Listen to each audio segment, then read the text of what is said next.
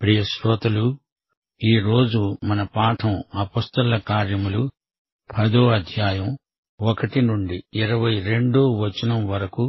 సావధానంగా వినండి. ఇటలీ పటాలమనబడిన పటాలములో శతాధిపతి అయిన కొర్నేలి అనే భక్తిపరుడు ఒకడు కైసరయ్యలో ఉన్నాడు. అతడు తన ఇంటివారందరితో కూడా దేవునియందు భక్తి గలవాడై ఉండి ప్రజలకు బహు ధర్మము చేస్తూ ఎల్లప్పుడూ దేవునికి ప్రార్థన చేసేవాడు.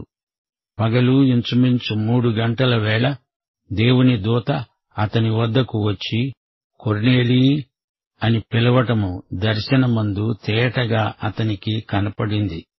అతడు దూత వైపు తేరిచూచి భయపడి, ప్రభువా, ఏమిటి అని అడిగాడు.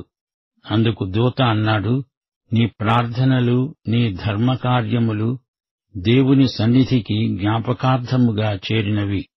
ఇప్పుడు నీవు యొప్పేకు మనుషులను పంపి పేతురు అనే మారు పేరు గల సీమోనును పిలిపించు. అతడు సముద్రపు దరిని ఉన్న సీమోను అనే ఒక చర్మకారుని ఇంట దిగి ఉన్నాడు. అతనితో మాట్లాడిన దూత వెళ్లిన పిమ్మట అతడు తన ఇంటి పనివారిలో 2 తన వద్ద ఎల్లప్పుడూ కనిపెట్టుకుని ఉండే వారిలో భక్తిపరుడైన ఒక సైనికుణ్ణి పిలిచి వారికి ఈ సంగతులన్నీ వివరించి వారిని యొప్పేకు పంపాడు. మరునాడు వారు ప్రయాణమైపోయి పట్టణాన్ని సమీపించినప్పుడు పగలు ఇంచుమించు 12 గంటలకు పేతురు ప్రార్థన చేసుకోవడానికి మిద్దె మీదికి ఎక్కాడు. అప్పుడతడు మిక్కిలి ఆకలిగొని భోజనము చేయగోరాడు. ఇంటివారు సిద్ధము చేస్తూ ఉండగా అతడు పరవశుడై ఆకాశము తెరవబడడము, 4 చెంగులు పట్టి దింపబడిన ఒక విధమైన పాత్ర భూమి మీదికి రావటము చూచాడు. అందులో భూమియందున్న సకల విధములైన చతుష్పాద జంతువులు, ప్రాకే పురుగులు, ఆకాశ పక్షులు ఉన్నాయి. అప్పుడు ఒక శబ్దము అతనికి వినబడింది, పేతురు, నీవు లేచి చంపుకొని తిను. అయితే పేతురు అన్నాడు, వద్దు ప్రభువా, నిషిద్ధమైనది అపవిత్రమైనది ఏదైనా నేను ఎన్నడూ తినలేదు. 2వ మారు ఆ శబ్దము అతనికి వినపడింది, దేవుడు పవిత్రము చేసిన వాటిని నీవు నిషిద్ధమైనవిగా ఎంచవద్దు. ఈలాగు 3 మారు జరిగింది. వెంటనే ఆ పాత్ర ఆకాశానికి ఎత్తబడింది. పేతురు తనకు కలిగిన దర్శనము ఏమై ఉండవచ్చునో అని తనలో తనకు ఎటూ తోచకుండా ఉండగా కొర్నేలి పంపిన మనుష్యులు సీమోను ఇల్లు ఏది అని విచారించి తెలుసుకొని వాకిట నిలిచి ఇంటివారిని పిలిచి అడిగారు, పేతురు అనే మారుపేరు గల సీమోను ఇక్కడ దిగి ఉన్నాడా? పేతురు ఆ దర్శనమును గూర్చి యోచిస్తూ ఉండగా ఆత్మ అతనితో చెప్పాడు, ఇదిగో 3 మనుష్యులు నిన్నే వెతుకుతున్నారు. నీవు లేచి కిందికి దిగి సందేహించక వారితో కూడా వెళ్ళు. నేను వారిని పంపి ఉన్నాను. పేతురు ఆ మనుష్యుల వద్దకు దిగివచ్చి వారినడిగాడు, ఇదిగో, మీరు వెతికేవాణ్ణి నేనే. మీరు వచ్చిన కారణమేమిటి? వారు చెప్పారు, నీతిమంతుడు, దేవునికి భయపడేవాడు, యూదజనులందరి వలన మంచి పేరు పొందినవాడు అయిన శతాధిపతి అయిన కొర్నేలి అనే మనుష్యుడున్నాడు. అతడు నిన్ను తన ఇంటికి పిలువనంపించి నీవు చెప్పే మాటలు వినాలని పరిశుద్ధ దూత వలన బోధించబడ్డాడు. అప్పుడతడు వారిని లోపలికి పిలిచి ఆతిథ్యమిచ్చాడు. ప్రియ సోదరీ సోదరులారా, వింటున్నారా? కొర్నేలి రోమక సైన్యాధిపతి. అతని కింద 100 మంది సైనికులున్నారు. కొర్నేలి యూదేతరుడే కాని విగ్రహారాధకుడు కాడు. ఏకైక సత్యదేవుణ్ణి గురించి విన్నాడు. అతడు భక్తిపరుడు, సత్కార్యాచరణయందు ఆసక్తి గలవాడు. అయితే పాప విముక్తికి ఇవి చాలవు. ప్రభువైన యేసుక్రీస్తునందలి విశ్వాసం ద్వారానే పాప విమోచన. కొర్నేలి రక్షణకు అవసరమైన సత్యం దేవుడు అతనికి బయలుపరిచిన విధానం విచిత్రంగా ఉంది. దేవుడిచ్చిన కొద్ది వెలుగును కొర్నేలి అంగీకరించాడు గనుక సంపూర్ణమైన వెలుగును దేవుడతనికి అనుగ్రహించాడు. కొర్నేలి సత్యాన్ని వినడానికి దేవుడు మార్గం ఏర్పరిచాడు. పేతురును సిద్ధపరిచాడు.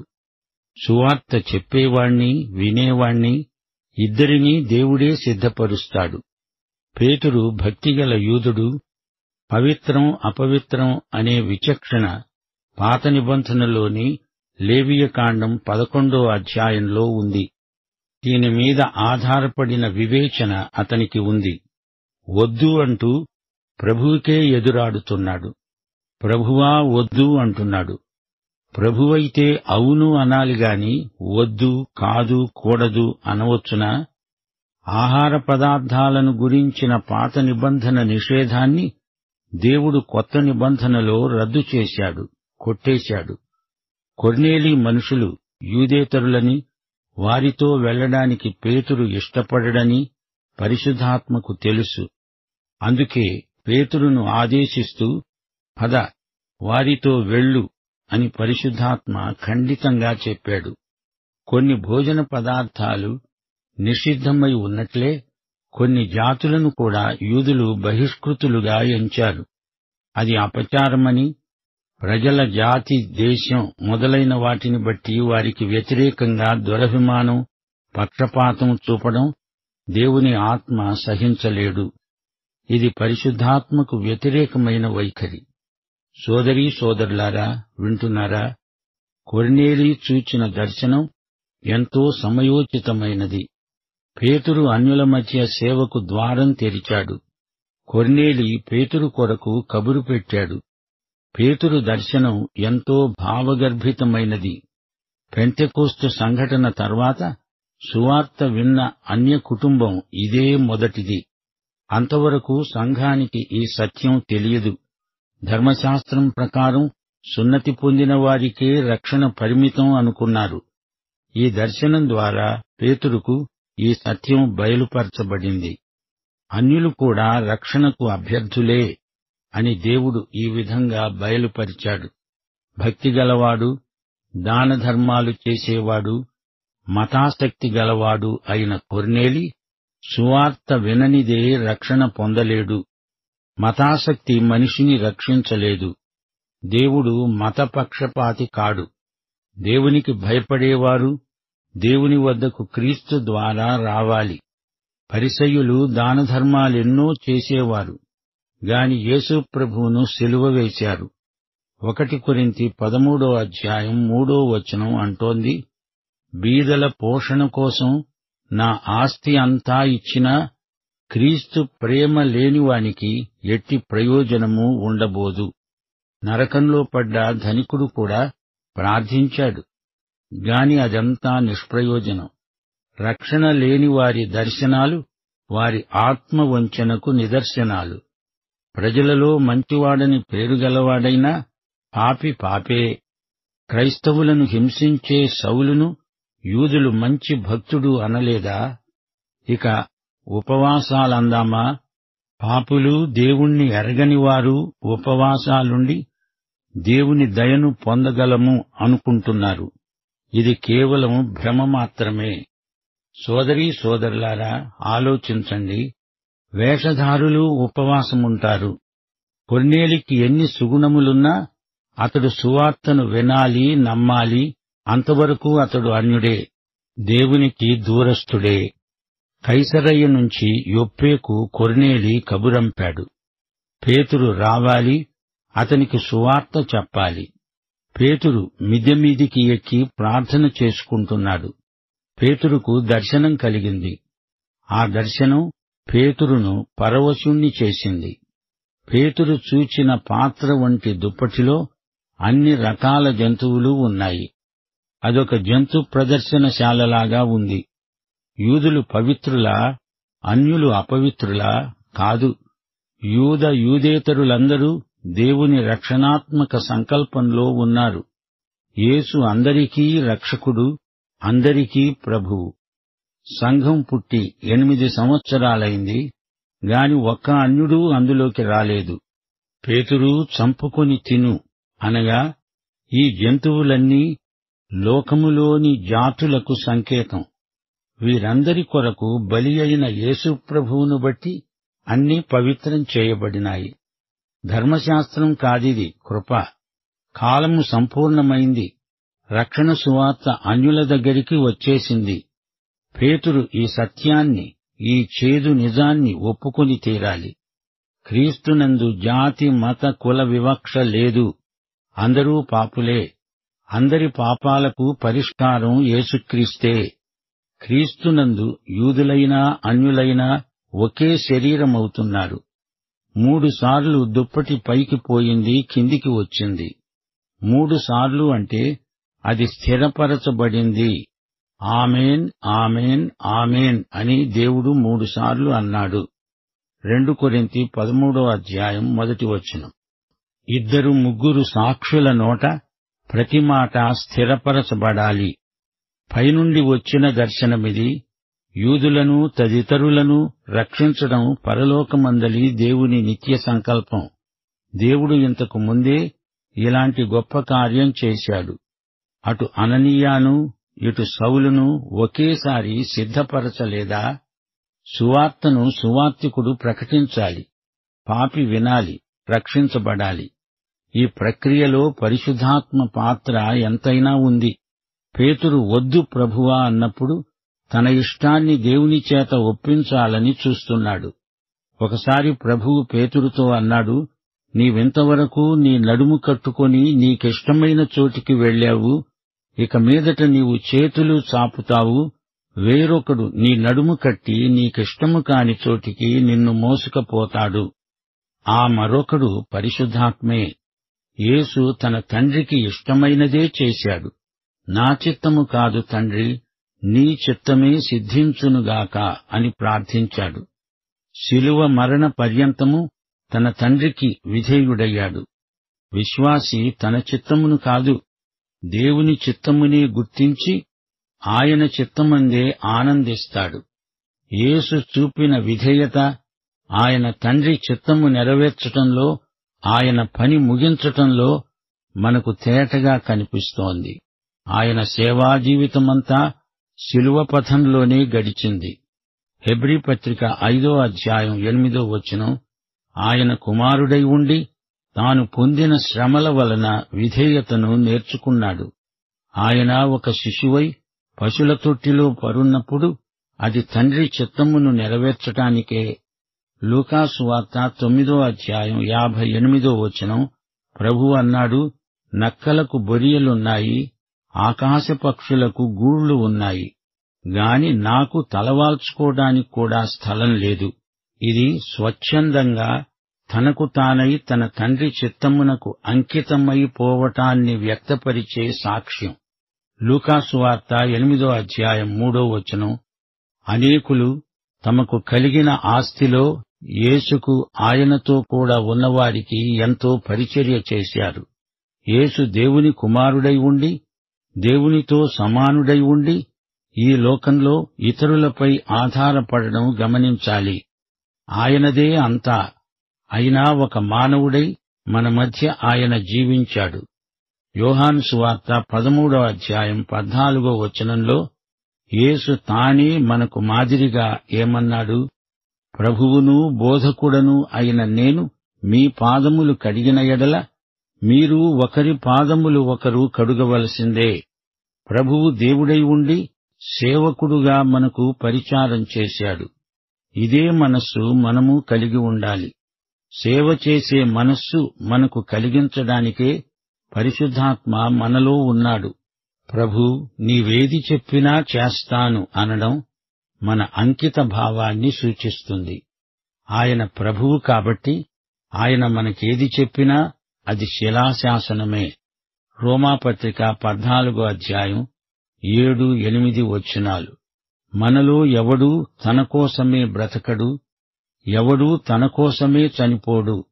మనము బ్రతికినా ప్రభువు కోసమే బ్రతుకుతున్నాము, చనిపోయినా ప్రభువు కోసమే చనిపోతున్నాము. కాబట్టి మనము బ్రతికినా చనిపోయినా ప్రభువు వారమై ఉన్నాము. తాను మృతులకు సజీవులకు ప్రభువై ఉండడానికే ఇందునిమిత్తమే కదా క్రీస్తు చనిపోయి మరల బ్రతికాడు. పేతురు కొర్నేలి ఇంటిలో చేసిన ప్రసంగంలో ఇదే సత్యాన్ని అనుభవంలోంచి బోధించాడు. దేవుడు పక్షపాతి కాడు. సోదరీ సోదరులారా, వింటున్నారా? పేతురు ప్రభువు మాట చొప్పున కైసరయ్యకు కొర్నేలి ఇంటికి వెడుతున్నాడు. అపొస్తలుల కార్యముల గ్రంథమని ఈ పుస్తకాన్ని మనం వ్యవహరిస్తాము గాని పరిశుద్ధాత్మ చర్యలు అనే శీర్షిక ఈ పుస్తకానికి తగింది. పేతురు కొర్నేలి భేటీతో పరిశుద్ధాత్మ చర్య మనకు స్పష్టంగా కనపడుతుంది. శ్రోతలు, కొర్నేలి ఇంటిలో ఆ కూడికను ఏర్పరచింది, సాధ్యపరిచింది పరిశుద్ధాత్మే. క్రీస్తు పునరుత్థానానంతరం జరిగిన సేవ అంతా పరిశుద్ధాత్మ జరిగించిందే. క్రీస్తు యేసు యొక్క సంఘ చరిత్ర ఆరంభంలో జరిగిన సేవా వివరాలు ఈ గ్రంథంలో ఉన్నాయి. క్రీస్తు పునరుత్థానం నుండి 30 సంవత్సరాల సంఘ జీవితము, సేవ మనకు ఈ రోజున ఎంతో మార్గదర్శకం. పరిశుద్ధాత్మ దిగి రావటంతో సంఘ చరిత్ర ఆరంభమైంది. పెంతెకోస్తు రోజున పేతురు ప్రసంగం, ఆ తరువాత కొర్నేలి ఇంటిలో పేతురు చేసిన రెండో ప్రసంగం, ఈ 2 ప్రసంగాలు ఎంతో కీలకమైనవి. కొర్నేలి సంఘానికి చేర్చబడిన మొదటి అన్యుడు. ఆదిమ సంఘంలో ఐక్యత మనకు ఆదర్శప్రాయం. అననీయ సప్పీరాలు, ఆ తరువాత గారడీ సీమోను అనే 2 వ్యక్తుల అపసవ్య ధోరణిని పేతురు ఎండగట్టాడు. సంఘ పవిత్రతను కాపాడుకుంటూ అపొస్తలులు ఘనమైన సేవ చేశారు. అపొస్తలుల అద్భుతాలు వారి వాక్య ప్రకటనను ఇంకా బలపరిచాయి. యూద అధికారులు అపొస్తలులను హింసించిన కొద్దీ సంఘం ఆధ్యాత్మికంగా ఇంకా ఎక్కువ బలపడింది. 7 సంఘ పెద్దలను సంఘం ఏర్పరుచుకుంది. ఆ 7 స్తెఫను, ఫిలిప్పు సంఘ విస్తరణకు నాందీ వాచకం పలికారు. స్తెఫను హతసాక్ష్యం నుండి అలాంటి అనేక సాక్ష్యాలు సంఘములో నుండి పుట్టుకొచ్చాయి. ఫిలిప్పు సమరయ్యలో గొప్ప ఉజ్జీవానికి సాధనమయ్యాడు. అన్యుల మధ్య సువార్త సేవకు ఫిలిప్పు సాధనంగా పరిశుద్ధాత్మ చేత వాడబడడం విశేషం. ఫిలిప్పు ఇథియోపియా దేశస్థునికి సువార్త ప్రకటించాడు. ఆ విధంగా సువార్త ఆఫ్రికాకు వెళ్లిపోయింది.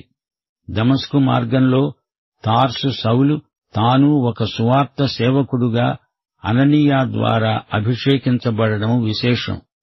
సౌలు సువార్తను ప్రకటిస్తుంటే కొందరికి ఆశ్చర్యం కలిగింది.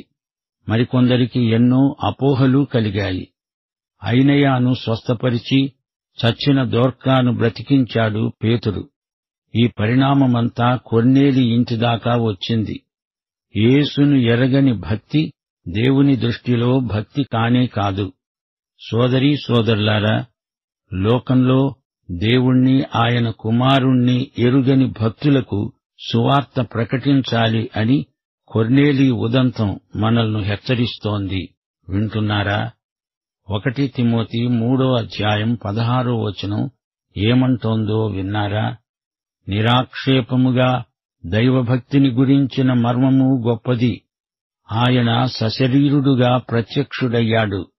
ఆత్మ విషయములో నీతిపరుడని తీర్పు నొందాడు. దేవదూతలకు కనపడ్డాడు. రక్షకుడని జనములలో ప్రకటించబడ్డాడు. లోకమందు నమ్మబడ్డాడు. ఆరోహణుడై తేజోమయుడయ్యాడు. భక్తి అంటే యేసును ఎరిగి ఉండటమే. భక్తి అంటే లేఖనము ప్రకారం నిత్య జీవ ప్రాప్తి. ప్రియ సోదరుడా, సోదరి, నీవు ఈ యేసును నీ స్వకీయ రక్షకుడుగా, ప్రభువుగా ఎరుగుదువా? నీ తీర్మానానికి ఇదే అనుకూల సమయం, ఇదే రక్షణ దినం. పాఠం ఇంతటితో సమాప్తం. ప్రభువైన యేసుక్రీస్తు వారి కృప, తండ్రి అయిన దేవుని ప్రేమ, పరిశుద్ధాత్మ అన్యోన్య సహవాసము మనకందరికీ నిత్యత్వము పర్యంతము తోడై ఉండునుగాక. ఆమేన్.